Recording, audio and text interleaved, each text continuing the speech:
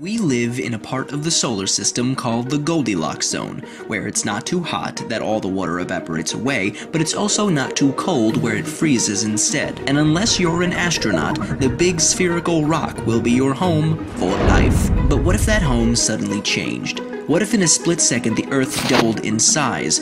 Let's assume that the density remains constant, so the mass of the Earth increased as well. How would that change things? Well, first off, gravity would be very different. The Earth would have 8 times as much mass, and gravity would be twice as strong. So if you stepped on a scale, you'd suddenly weigh twice as much as before. It would be much harder for you to walk, and you'd get tired much more easily. After all, you'd feel like you were giving another version of yourself a piggyback ride, all day, every day, which would look very funny. Over the years, human bones, especially in the legs, would have to become stronger to support this increased weight. Meanwhile, trees would start to collapse, and any new trees that grow in their place might not grow as tall. See, there's a limit for how tall a tree can grow, usually around 400 feet or so. This limit is determined by gravity, since the taller the tree is, the more energy is required to transport water from the roots to the top. If the amount of energy the tree gains from photosynthesis is more than the energy it takes to transport the water, it'll keep growing. Otherwise, it'll stop.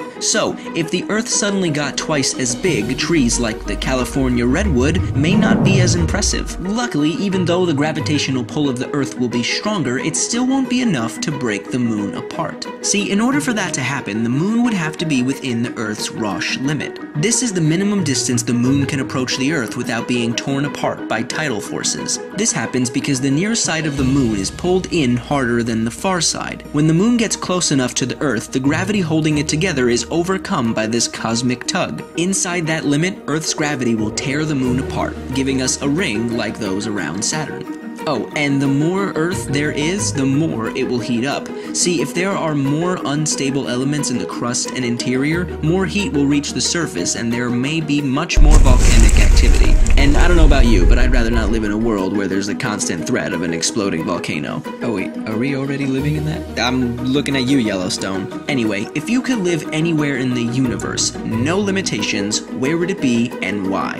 If I could, I'd totally live in Jupiter's Great Red Spot. It'd be pretty dangerous, but I'm an animation. I can totally handle it. Make sure